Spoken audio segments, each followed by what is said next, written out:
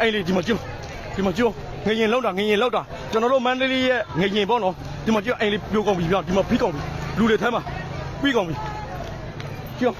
ဒီမှာကားလေးကောလုံးပြည့်စည်ကုန်ပြီဒီမှာဟိုဘက်မှာလည်းအိမ်လေးကောလုံးပြည့်စည်ကုန်ပြီဗျဒီမှာဟိုဘက်တိုင်းလေးတော့ဟိုတိုင်းလေးဆိုတော့ကောင်းကြည်တချမ်းရင်ကုန်ပြီဒါဆိုလို့ရပြိုကုန်ပြီဒီမှာကောလုံးကျိုးကုန်ပြီဟောထဲမှာလူပေါ်တဲ့နေတဲ့လူကြီးဟောဒီကလဲတော့မယ်ဒီအိမ်ကလဲတော့မယ်လူနဲ့ဆင်းလာခဲ့တော့လဲတော့မယ်ဟောရှင်းလာကတော့ဒီမှာကြောက်လဲတော့မယ်ဒီအိမ်ကလဲတော့မယ်ဟောဒီအိမ်ရဲ့ဘေးမှာလူကျင်းနေတော့ဒီမှာဒီအိမ်ကလဲတော့မယ်အိမ်ကလဲတော့မယ်ဟောသွားပြီဒီမှာသွား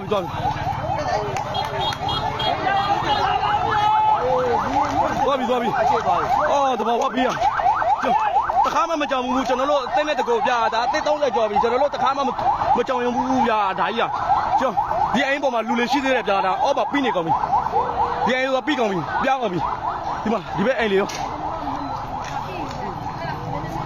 ဒီငရင်ကဘယ်လောက်ထိပြင်းလဲဆိုတော့ပြင်းအားဘယ်လောက်ထိုးလဲဆိုတော့ဒီထဲမှာဘယ်ထဲမှာလဲဒီထဲမှာလူတယောက်ရှိသေးတယ်လေသွားပြီဒီမှာဒီထဲမှာလူတွေရှိကုန်ပြီသွားပြီဒီထဲမှာလူတွေရှိသေးတယ်ဝါမကြုံဟိုဘက်မှာလည်းကောလုံးလဲကုန်ပြီဟိုဘက်အိမ်လေးလည်းလဲကုန်ပြီဗျာဒါကျုံ